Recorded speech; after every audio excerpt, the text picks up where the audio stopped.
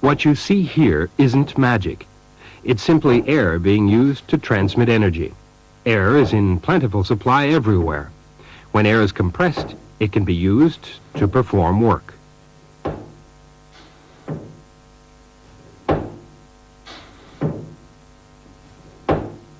This is known as pneumatics. Here, air pushes on a device, moving it back and forth. It's controlled by a simple pneumatic control system. Pressing the button sends air to the cylinder.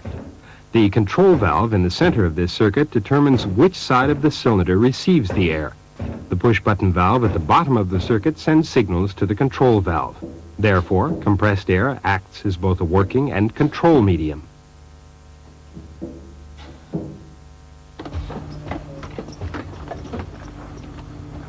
Pneumatics, or using compressed air to transmit energy and control functions in systems, has several advantages. Let's examine examples of each. Compressed air is fast. For example, short cycle times can be achieved in automated assembly applications. At the same time, it is overload safe. If the machine jams, pneumatic motors or circuit components will not burn out.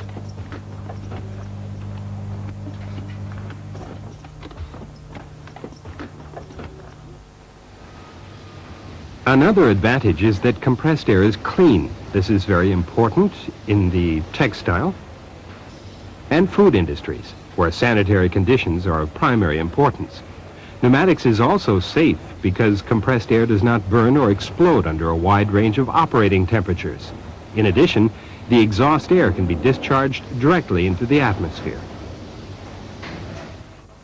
Pneumatic systems are heavily utilized in cleanroom applications for the same reasons of cleanliness, low combustion, and fast operating speeds.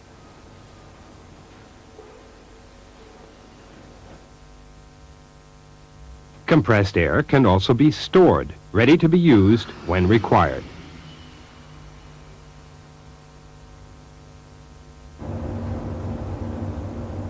Another advantage is that compressed air does not break down when exposed to high temperatures, thereby allowing for safe, consistent operation under a wide range of temperatures. And finally, the individual pneumatic components are inexpensive when compared to other forms of energy transmission and control. Pneumatic control and actuation is an ideal energy for automation of industrial processes.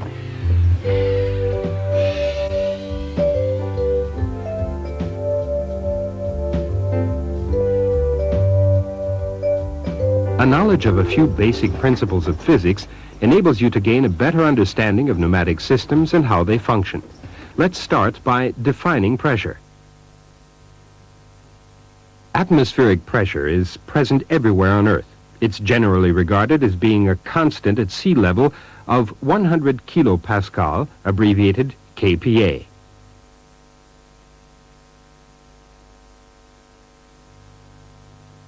All pressure measurements taken using atmospheric pressure as the 0 point are designated gauge pressure, or P sub G.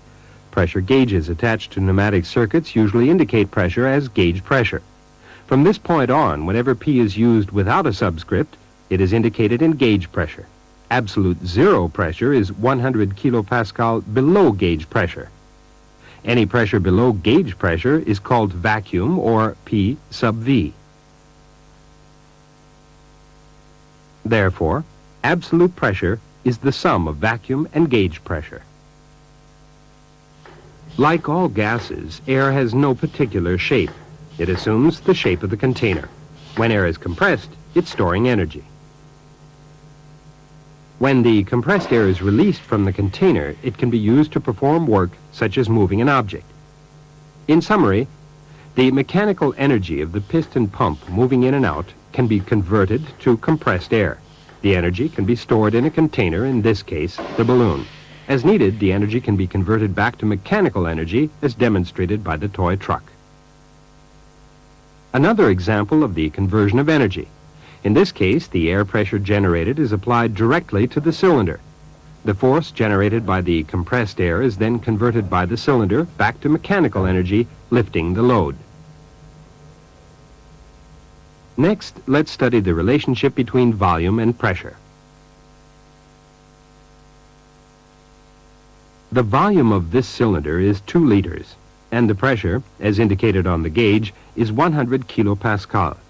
This relationship can be described by the formula V times P equals a constant value.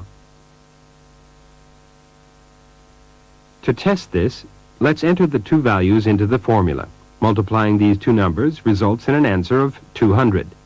When you press down on the piston, reducing the volume in the cylinder to half its size, the pressure gauge now reads 200 kilopascal. Applying these new values to the formula results in an answer of 200.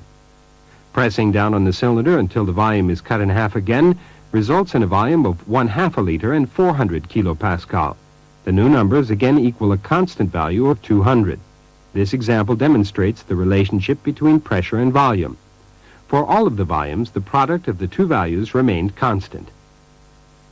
Next, let's examine an application of this concept. If you have a compressor with an output of 7:1, you can use this formula to determine its output pressure. The known values are the starting volume V1 of 7 liters, the end volume V2 of 1 liter, and atmospheric pressure P1. To determine the output pressure P2, use the formula V1 times P1 equals V2 times P2. Enter the values and solve for P2. When you're finished, P2 should equal 700 kilopascal output pressure. When you subtract the starting pressure, the compressor increased the pressure by 600 kilopascal.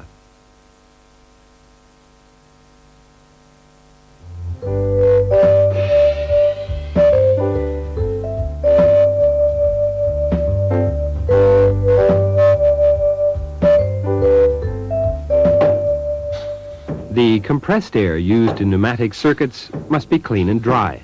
Let's examine the devices used to produce compressed air.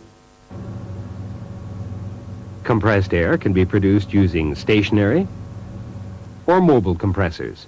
Both types use various designs to compress the air into a smaller volume.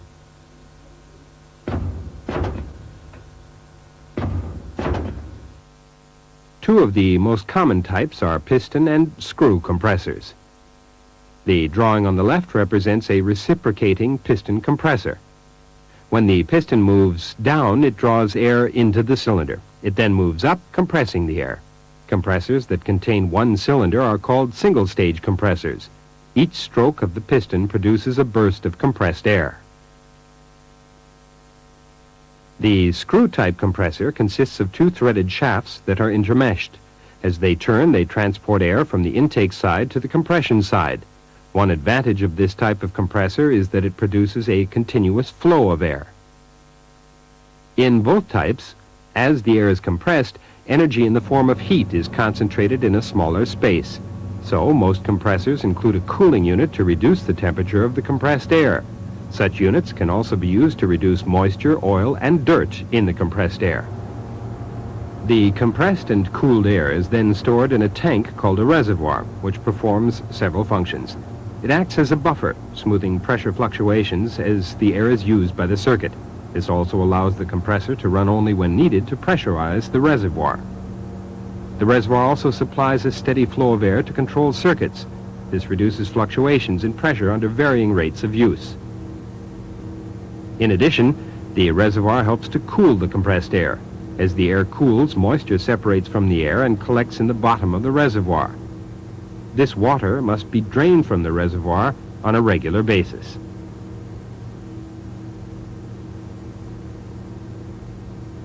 Not all of the moisture is removed in the reservoir, so in order to prevent corrosion of valves and other components, a dryer is often included in the system.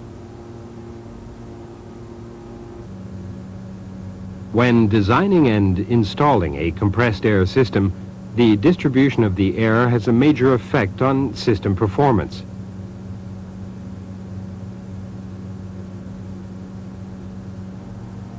The size and layout of the pipes is critical for economical operation of the system.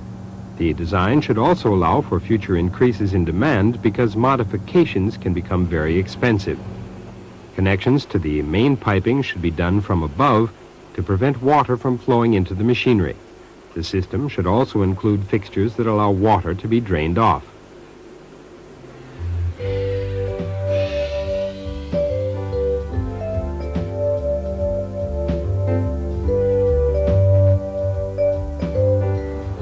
In addition to the preparation of compressed air during its production, a service unit is used to prepare the air when it enters the machine circuit.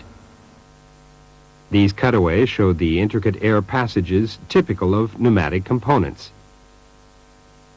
It's important to remove dirt and moisture that may have been picked up by the compressed air from the distribution system. Dirt could clog component air passages, and water could cause corrosion of valves and fittings.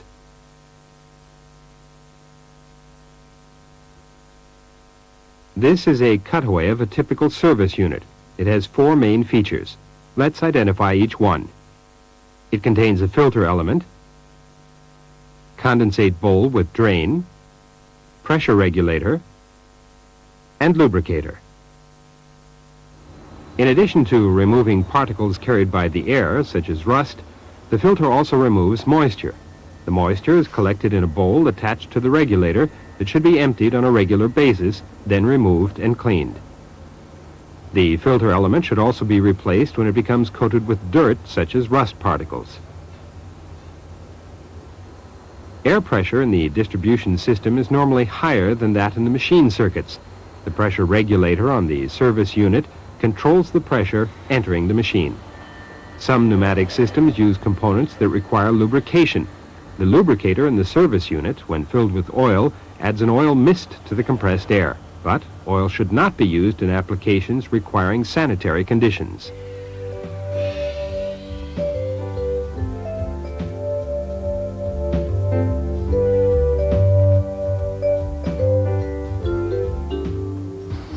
These pneumatic cylinders are used to raise and lower manufacturing tools. This is an example of how pneumatic actuators convert energy in the form of compressed air to mechanical energy. To understand how they function, let's study a number of types of linear actuators. This is a transparent model of a cylinder. A linear cylinder is the most frequently used pneumatic actuator. Compressed air energy is converted inside the cylinder into linear motion. Cylinders are available in a wide range of shapes and sizes, normally within the following specification ranges: bore 6 to 320 millimeters, stroke 1 millimeter to 2 meters, force 2 to 50,000 newtons, piston speed 0.02 to 1 meter per second. Now, let's examine how cylinders function. This is a single-acting cylinder. It's represented by this ISO symbol, which indicates that the cylinder has one air inlet port and a return spring. When compressed air is supplied to the inlet port of the cylinder, it pushes against the piston. If the force generated by the pressure is greater than the force of the spring, the piston moves away from the inlet port, compressing the spring and extending the piston rod. When the pressure is released, the spring moves the piston back to its initial position, retracting the piston rod. The force of the spring, air pressure level, and piston area affect the work capacity of the cylinder.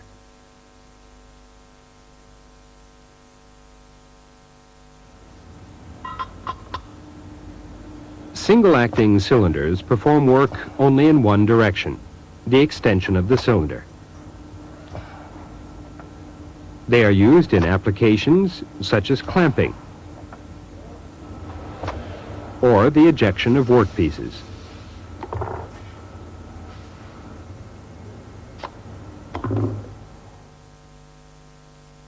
In applications requiring work in both directions, the double-acting cylinder is used. This is a double-acting cylinder and its ISO symbol. Note that it has 2 inlet ports and does not contain a return spring. In the double-acting cylinder, the force exerted by the compressed air can be directed against either side of the piston. This allows work to be done on both the extend and return strokes. Note that the area occupied by the piston rod also reduces the force generated on the return stroke. Due to the area occupied by the piston rod, less air is needed for the return stroke. When selecting a cylinder for a specific application, you must take various factors into account: stroke length,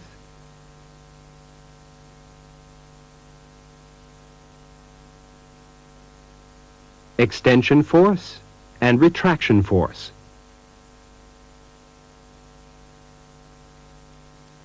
And finally, cycle speed. Next, let's examine the relationship between force and speed.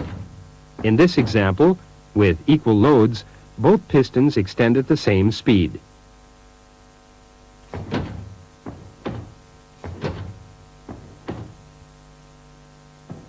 If the load on the left is increased, the cylinder extends more slowly.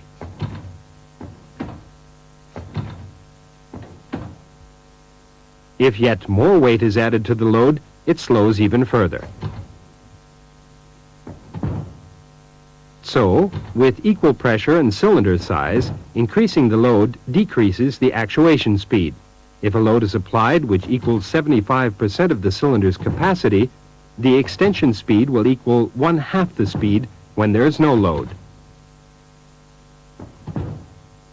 Next, let's examine the effect of changes in pressure. Here, a cylinder under load is extended using an operating pressure of 380 kilopascal. If the weight of the load is doubled, the cylinder will not extend until the pressure is increased to 600 kilopascal. This demonstrates that there is a direct relationship between operating pressure and load.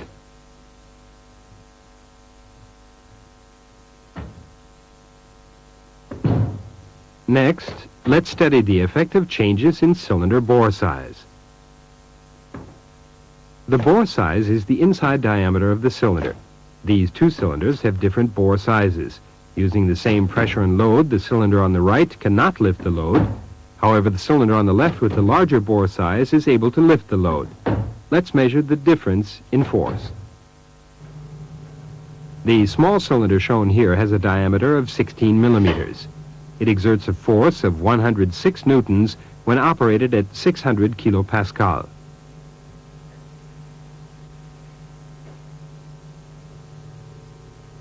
A cylinder with a diameter of 25 millimeters, using the same pressure, exerts a force of 262 newtons. When the same pressure is applied to a 32 millimeter cylinder, a force of 418 newtons is produced. This relationship can be shown by the formula force F equals piston area A times the pressure P.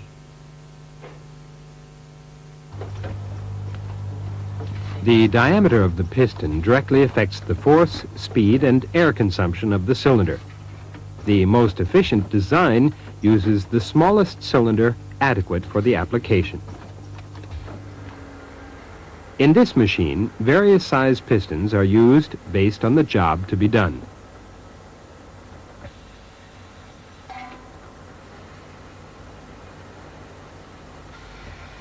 For example, the movement of materials requires a different force than clamping or the movement of heavy tools.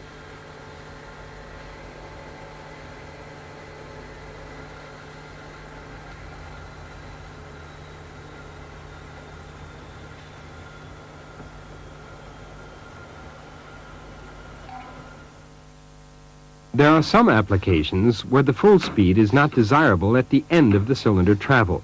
These applications require a cylinder with adjustable end position cushioning.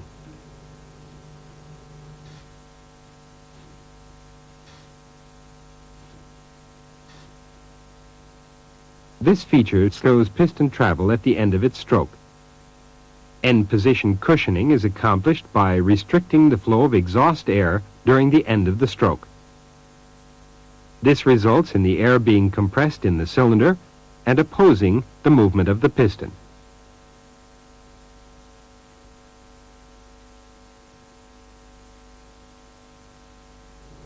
Next, let's examine other types of cylinders. For example, this double-acting cylinder has a double-ended piston rod.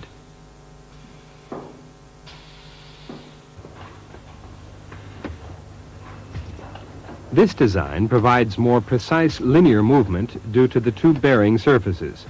When heavy tools are not mounted along the axis of the cylinder, their weight applies forces to the side of the cylinder that can be compensated for by double-ended piston rods. Another advantage of double-ended piston rods is that the ends not used for the application can be used for other functions, such as end position sensing.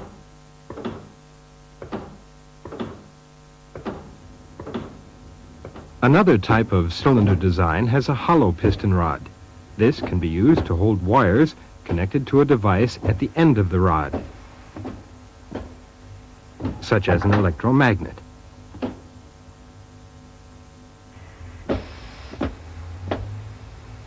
Or it can be used as a passage to carry vacuum or liquid such as oil. These cylinders have a fitting on the end of the rod for the connection of the tubing.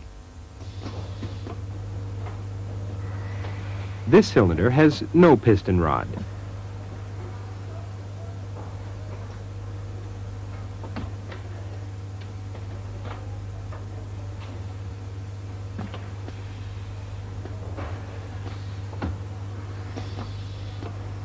Built into the piston is a ring-shaped permanent magnet. Mounted on the outside of the cylinder is a part called a yoke. It also contains a magnet.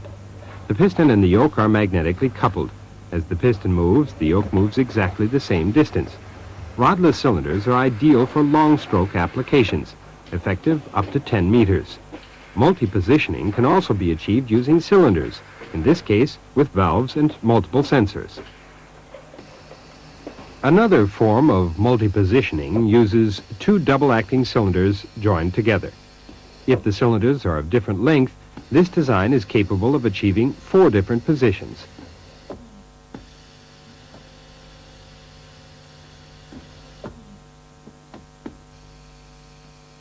For example, the 4 positions are used in this machine to drill and countersink 2 holes.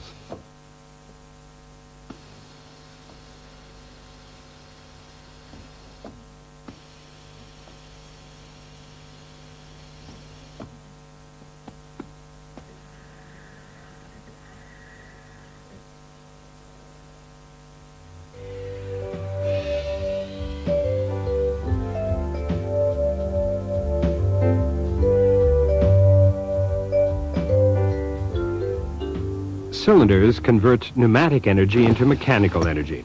So far, you've seen how this produces linear motion. Here, the linear motion is converted into rotary motion through a gear train. As the piston rod moves, the rack on the end of the piston rod turns a gear, producing rotary motion. As the piston moves left and right, the gear rotates in the opposite direction.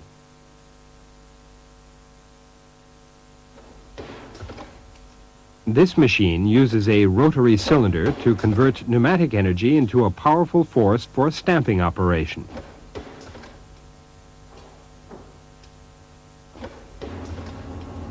Another design is the rotating vane cylinder. In it, compressed air directly produces the rotation.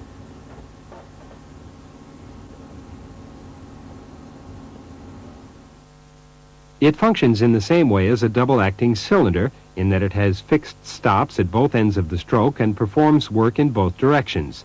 In this type of cylinder, the angle of rotation is adjustable. Rotary cylinders can be used in a number of applications.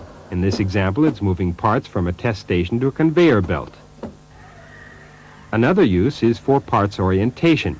Here, a rotary vane cylinder is used to turn parts over for machining on the opposite side.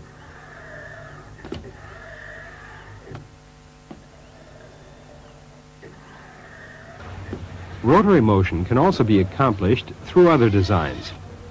One design, the rotating vane motor, is capable of producing continuous rotation.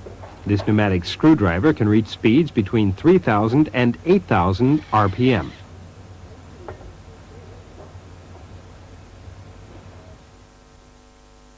The vane motor works by means of a rotor located off-center in a cylindrical chamber. Movable vanes located in rotor slots are forced outward against the chamber walls, sealing the individual chambers. Air enters the smallest chamber, turning the rotor as it expands with the increase in chamber size.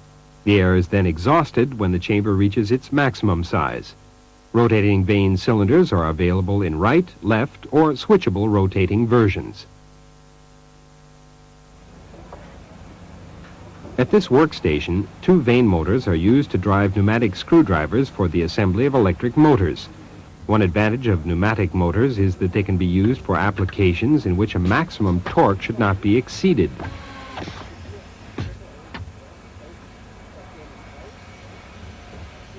This is the symbol for a rotary actuator with a limited angle of rotation. A different symbol is used to represent rotary actuators with unlimited rotation called pneumatic motors. These are a good example of how symbols reflect component function rather than structure.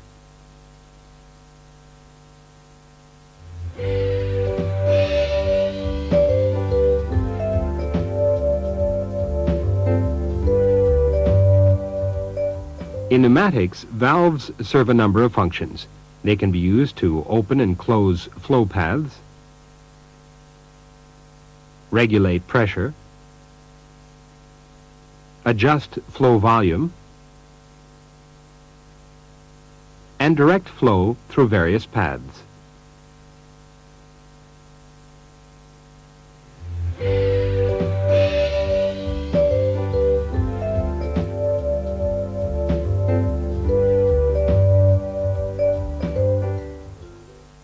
One type of valve is the directional control valve. It has three basic functions. They are to block the flow path, to open the flow path, and to direct flow. Directional control valves perform all three of these functions when they're connected to a cylinder. Next, let's examine the types of directional control valves. This directional control valve can be used to control a single-acting cylinder. It has three passageways called ports. The one at the top is connected to the cylinder. At the bottom left is an exhaust port, and the port on the right is connected to a source of compressed air. The valve also has two switching positions. With 3 ports and 2 positions, it is called a 3-2 directional control valve. This design of the valve seat and seals is called a poppet valve. 3-2 directional control valves are represented by the ISO symbol on the right. This valve is shown with a push-button actuation and spring return. Unactuated, the valve blocks the flow of air to the cylinder, and air exhausts from the piston side, allowing the spring to hold the cylinder retracted. When the button is pressed, the valve shifts, connecting the compressed air port to the cylinder. This causes the cylinder to extend, and the valve blocks the exhaust port. When the push button is released, the spring built into the valve shifts it back to its starting position.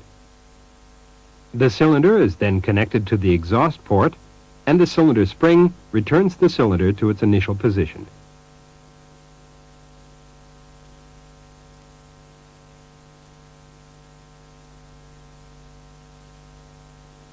In this industrial application of a manually actuated 3-2 directional control valve, the single-acting cylinder ejects finished parts from a clamping device when the button is pushed. Next, let's examine the 5-2 directional control valve. Like the 3-2 valve, the 5-2 valve has 2 positions, actuated and unactuated. However, this valve has 5 ports. It's represented by this ISO symbol. The 5-2 valve is used to control double-acting cylinders. Both parts at the top of the valve are connected to the cylinder. The center port on the bottom of the valve is connected to air. The 2 outside ports are exhaust ports. In its initial position, the valve directs air to the piston rod side of the cylinder, holding it in place. When the push button is pressed, the valve directs air into the piston side of the cylinder. At the same time, it exhausts air from the piston rod side. When the push button is released, the valve directs air into the piston rod side of the cylinder. At the same time, it exhausts air from the piston side. Double-acting cylinders are used in applications where work is done in both directions. For example, this clamping fixture uses compressed air to hold the plate in position. This is another type of valve, the 5-3 directional control valve. It has 3 possible positions: center, right actuated, and left actuated. Notice that there are 2 springs in the valve. These return the valve to the center position when the push button is released. The valve is represented by this ISO symbol. The 5-3 valve can be used to control the position of a rotary vane double-acting cylinder. The valve port connections are the same as the 5-2 valve. Both upper ports are connected to the cylinder. The lower ports are exhaust, air, and exhaust. In the valve's initial position, all ports are blocked. This holds the vane at its current location. Pressing the left push button sends air into the left side of the cylinder and exhausts the right side, rotating the vane.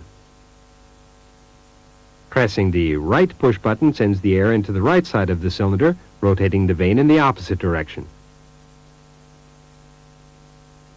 When both push buttons are released, the springs in the valve return it to the center position and the cylinder is held in position at various rotation angles. This is a typical application of a 5-3 directional control valve. The operator can stop and hold the parts bin at any angle.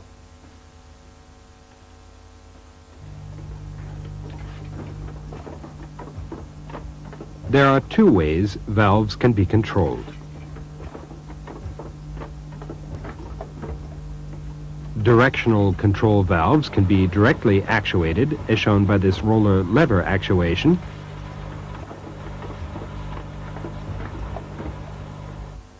or indirectly controlled by another valve, such as this push-button 3-2 valve controlling a 5-2 valve.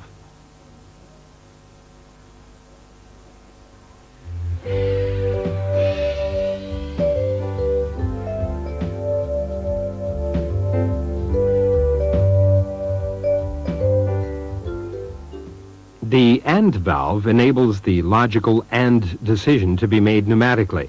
Therefore, the piston extends only when both push buttons are pressed simultaneously. AND valves are also called two-pressure valves.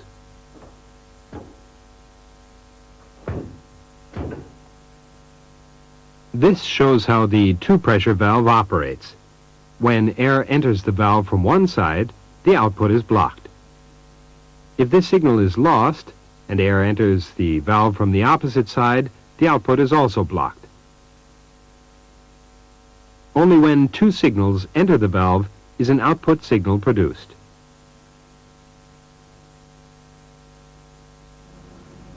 At this workstation, two parts are pressed into a housing. Two conditions must be met in order for the pressing operation to start. They are: a start signal must be present, and the machine must have completed the previous cycle. This is indicated by a limit switch located at the initial position of the cylinder. Often, machine circuits use multiple AND valves. To simplify circuit plumbing, you can use a valve block containing multiple valves. For example, this block contains 3 AND valves. Another type of logic valve is the OR valve. When one or more signals is received by this valve, it produces an output. OR valves are also called shuttle valves. As shown by this diagram, the OR valve has 2 input ports and 1 output. When a signal is received at either input port, the valve passes the signal to the output port.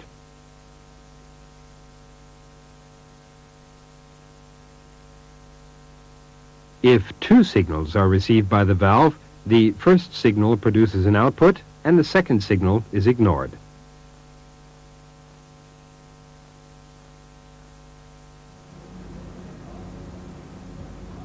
A shuttle valve is used on this machine so that it can be started from either of 2 locations. The machine can be started by pressing a push button, or a foot pedal can be used to start the operation. The machine starts if a signal is received from either location. The 2 signals are connected together in this OR valve. Next, let's examine another type of valve, the quick exhaust valve. One way to increase actuator speed is to exhaust cylinders directly to atmosphere through the large opening in a quick exhaust valve. This avoids the longer and narrower flow passages through the directional control valves.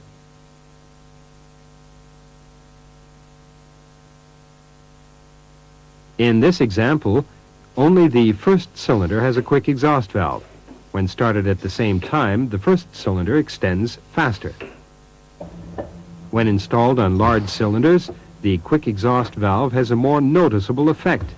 Using quick exhaust valves in control circuits results in higher machine cycle times and greater productivity. In applications that use large cylinders, the advantages of the quick exhaust valve are obvious.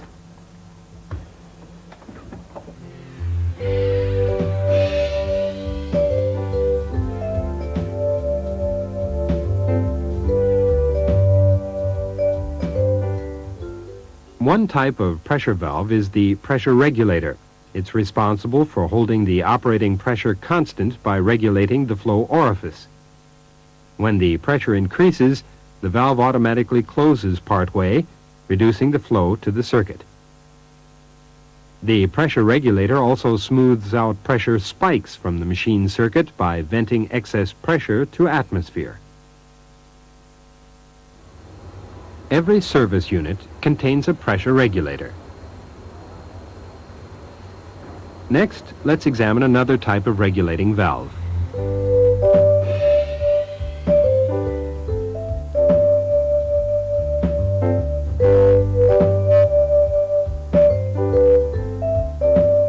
This is an adjustable flow control valve. Air passes through a restriction in the valve. When the size of the restriction in the valve is reduced by tightening the thumb screw, less air passes through the valve.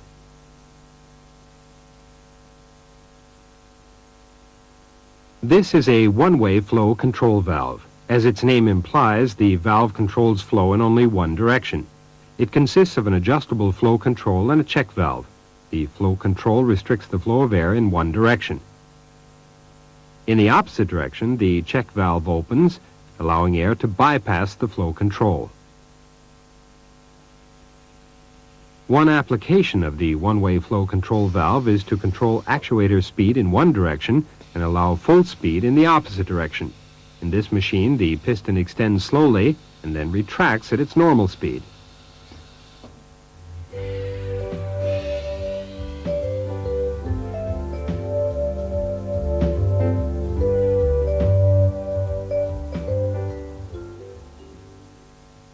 One type of combination valve is a sequence valve.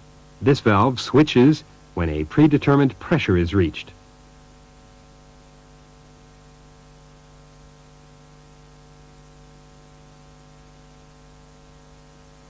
In this machine, the sequence valve controls the pressure applied in pressing a shaft into a housing. The pressure valve waits until the shaft reaches the bottom of the hole. When the circuit pressure rises, it sends a signal to retract the cylinder. Another type of combination valve is the time delay. It contains a one-way flow control valve, air reservoir, and directional control valve. This valve delays the sending of a signal for a set time. The length of the time delay is controlled by adjusting the rate at which air is allowed to enter the reservoir through a flow control. Once the reservoir is filled, the directional control valve shifts, allowing the signal to continue through the circuit. In this application, the time delay valve holds the cylinder in position for a few seconds to ensure that the screw is fully seated in the hole.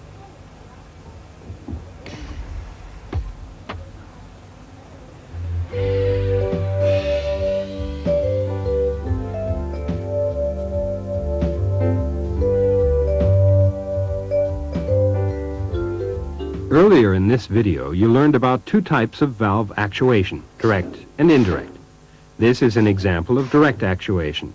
The control valve is directly actuated by the push button. Indirect control is actually the preferred type of actuation because it allows for a separation of signal input and processing. One reason this is desirable in machine design is that it allows you to include logic functions in the circuit. To understand this better, let's examine a number of applications. In this machine, signal input is provided by the machine operator. As long as the operator presses both push buttons, the cylinder continues to extend. When the operator releases either button, the cylinder retracts. Therefore, the cylinder movement is manually controlled by the operator.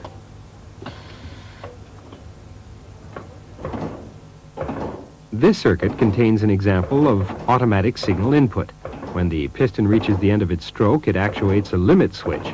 The signal generated by the limit switch shifts the 5-2 directional control valve moving the piston back to its initial position.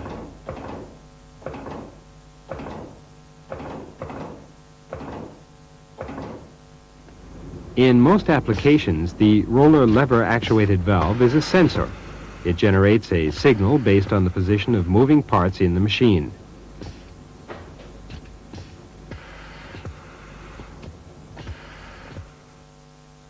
Here, a limit switch is used to create an automatic return circuit. Once the operator presses the push button, the sequence continues automatically until the cylinder returns to its initial position. This is the result of the interaction between piston rod, sensors, and control valves.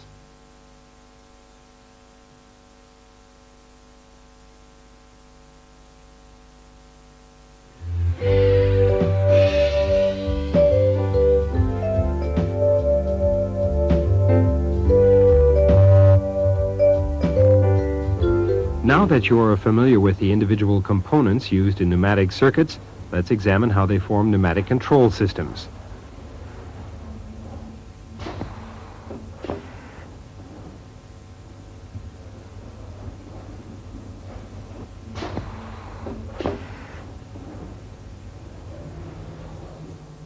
The first component is the service unit. It's the link between the air distribution system and the pneumatic control circuit. Remember, it controls the pressure supplied to the circuit, cleans the air, and can add oil to lubricate the circuit components. The next step is to select the components that will actually perform the work. For this example, let's use a double-acting cylinder. If you connect the service unit directly to the cylinder, it will extend. However, this does not allow you to retract the cylinder. You could move the air line to the opposite port on the cylinder, retracting the cylinder. Now, when you want to extend the cylinder, you have to move the air line again. This is not a safe or practical control method. Therefore, a directional control valve is used to connect the cylinder to the service unit. This is a simple control system that provides direct actuation. In most applications, it's rare for cylinders to be directly actuated. Normally, control and signaling are accomplished using discrete components. In this circuit, two push-button directional control valves send signals to a 5-2 directional control valve. When a push button is pressed, the cylinder is actuated. Another benefit of indirect control is that even if one of the push buttons is pressed momentarily, the cylinder will complete its full operation. This is because the control element stores the signal. Another consideration is to incorporate safety features into the control system. For example, a second push-button valve was added to the extend side of this circuit. This design requires that the operator use both hands, pressing both push buttons at the same time to extend the cylinder.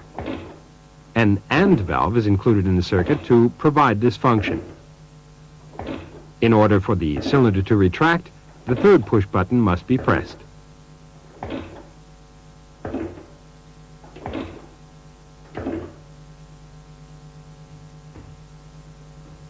The structure of the pneumatic control system can be described in terms of the functions of the circuit components.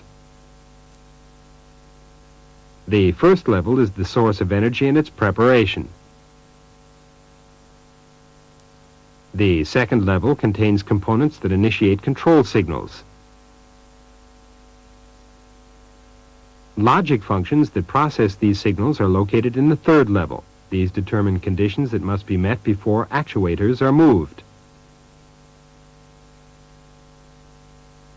The fourth level contains control elements that send air to the actuators. The fifth level contains the actuators, but not all control circuits contain separate components for each level. In simple circuits, one component may provide the functions of multiple levels. This push-button actuated directional control valve provides the functions of signaling, logic, and direct control. Next, let's look at the 5 levels using ISO symbols to represent the components. At the first level, we have the energy supply and the double-acting cylinder in the level of actuators.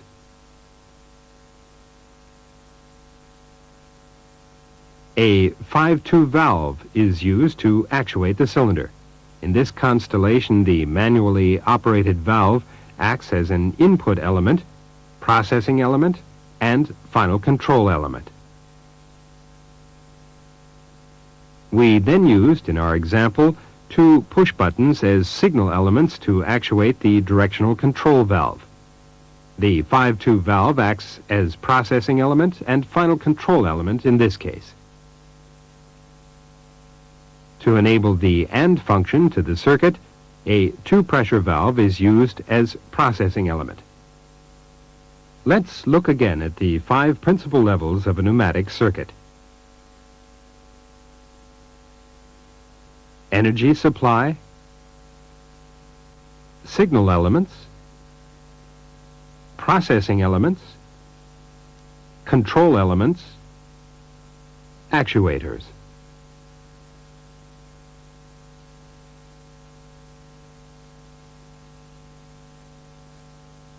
Each of these levels can be identified in the actual machine circuit.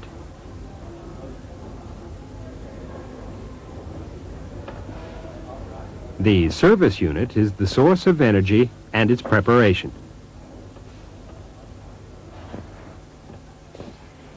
The 2 manually operated valves initiate control signals.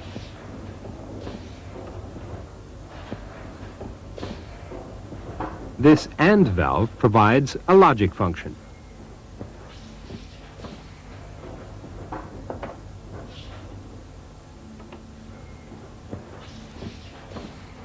The 5-2 directional control valve is the control element,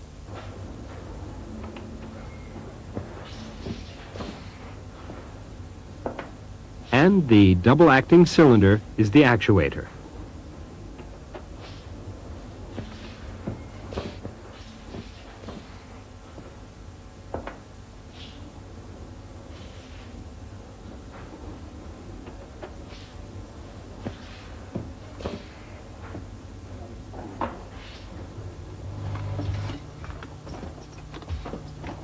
Regardless of their complexity, all pneumatic control systems contain these basic functional levels.